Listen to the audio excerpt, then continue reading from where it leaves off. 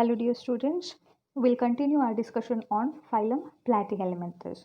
So in this video, let's discuss with the morphology and life cycle of liver fluke.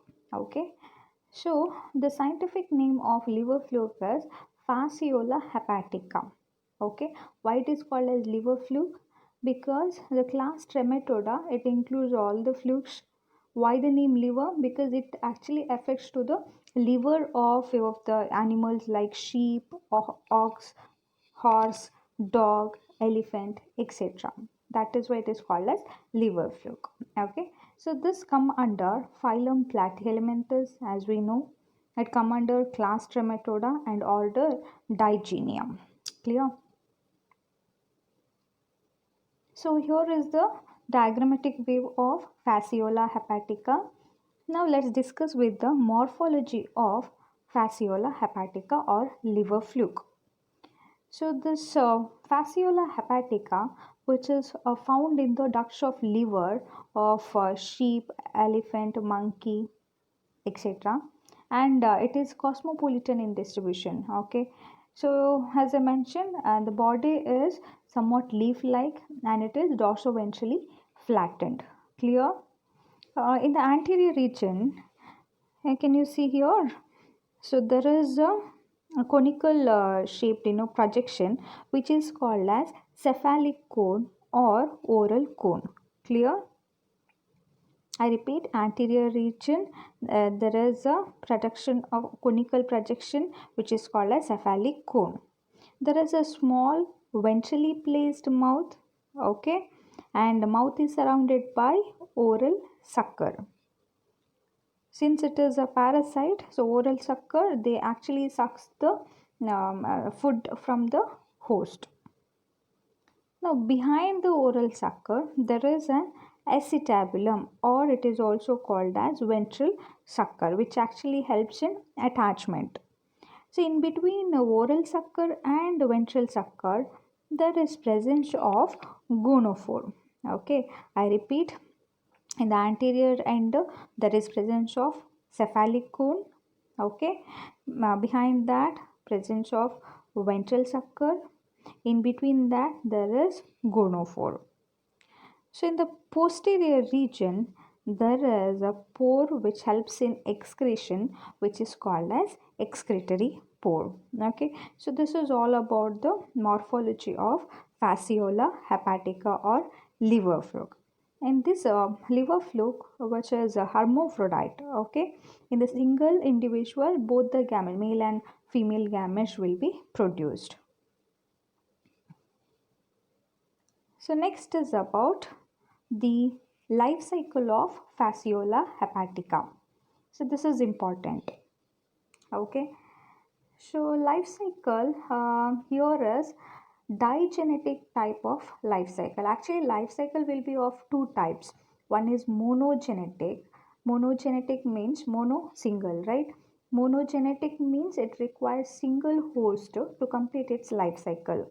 But here it is digenetic, as name indicates. Di means what? Two. So it requires two hosts to complete its life cycle.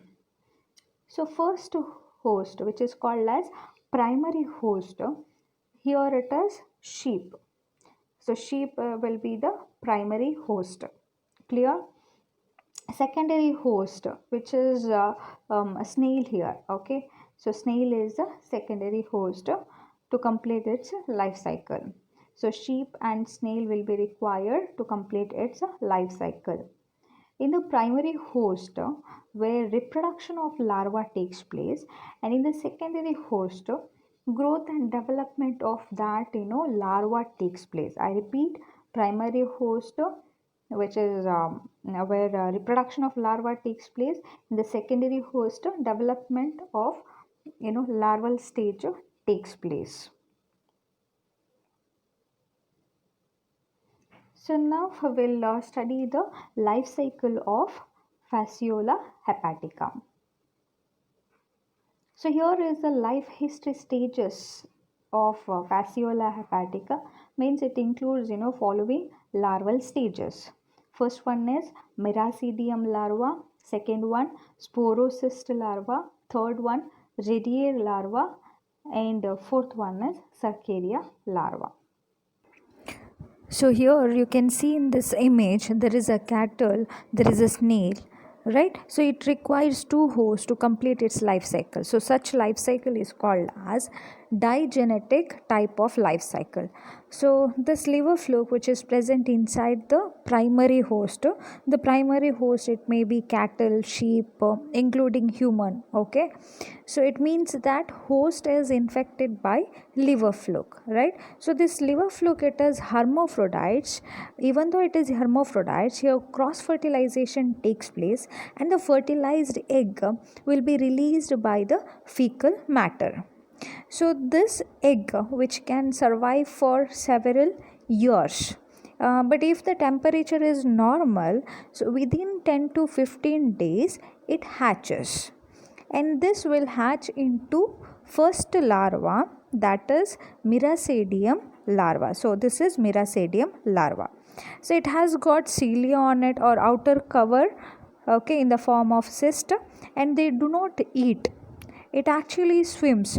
It swims in search of second larva, that is snail. So if it gets its secondary host, that is snail, then it will enter into the snail body. If there is no host, means it will die. Okay, so when it enters into the body of the snail, it will lose its outer cover, that is, as I mentioned, cyst layer, and it will transform into second larva, that is called as sporocyst. Clear? So this Miracedium larva, it can survive up to 24 hours. Okay, so the Miracedium, as I mentioned, it transforms into sporocyst as it enters into the snail body. So this sporocyst larva, it will develop into next larva, that is radiate larva. Clear? So here you can see the structure of radiate larva. So each sporocyst which produces 5 to 8 radii, the next stage of life cycle, that is radii. So radii which feed on the snails. So radii produces either a second generation of radii or the next stage. So next stage is Cercaria larva. So in this picture you can see the modification of Cercaria larva.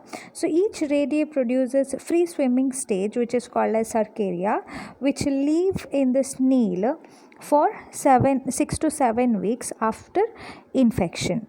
The special feature of Cercaria larva is it has got tail and it swims in search of plant. Clear? So the Cercaria larva, it will release from the snail body. Clear with this? And the released Cercaria larva, it will attach to the plant later and it will transform into one next larva, that is Metacercaria larva. Means Metacercaria means what? It has got cyst on it as a outer cover.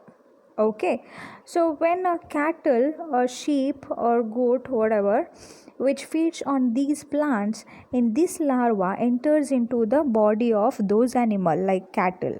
Okay, and then it enters into the gut of cattle.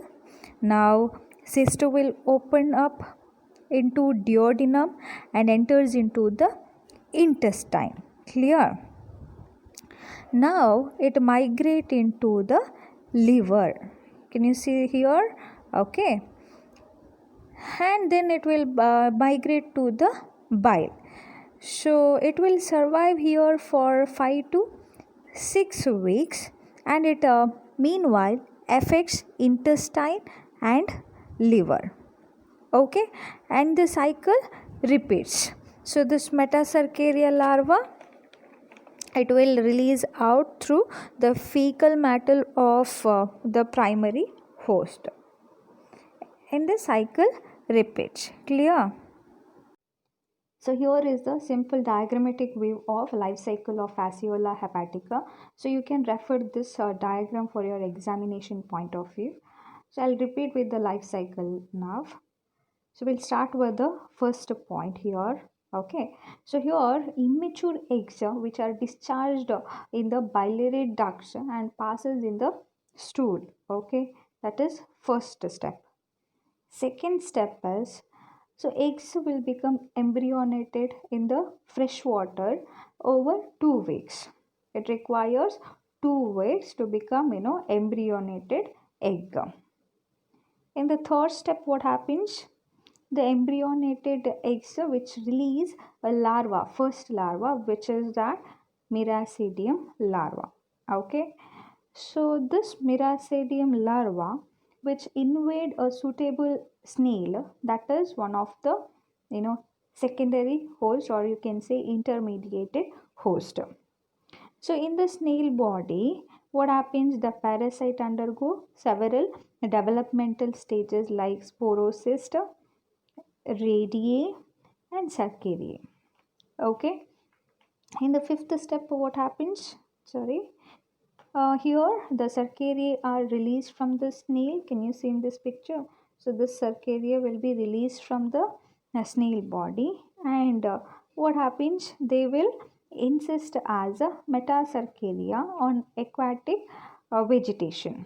Okay, so after ingestion, the metacercaria exist in the duodenum.